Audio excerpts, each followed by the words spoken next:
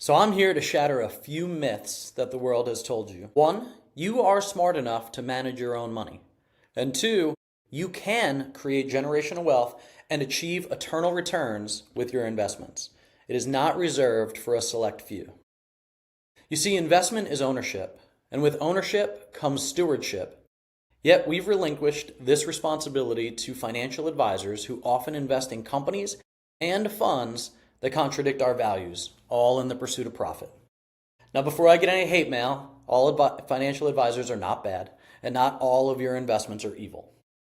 However, did you know that these companies now fund travel for their employees to cross state lines to get abortions after Roe v. Wade got overturned? And these companies support LGBT programs for youth. And it's all funded by our 401ks, our mutual funds, and our investment portfolios. I know, it's getting heavy. But here's where the narrative changes. Consider this. In the United States, 100 million individuals reside in multifamily housing. An estimated 95% of them are unchurched. Now imagine if we could harness the power of our investments to not only build wealth, but to create positive change in these communities and spread the gospel. The Lord convicted me of these exact things. So I asked, what would you have me do, Lord? And here's what he said. First, we give a portion of company revenue to a donor-advised fund that donates to kingdom-building nonprofits such as Think.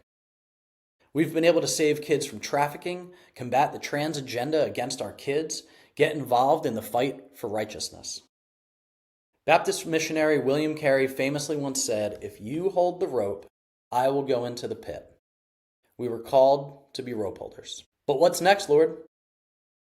Second, we give free apartments to on-site ministers who love the tenants and create a culture of community.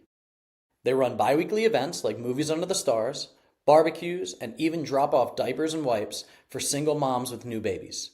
They're working to make a better living experience for the residents. So what's next, Lord?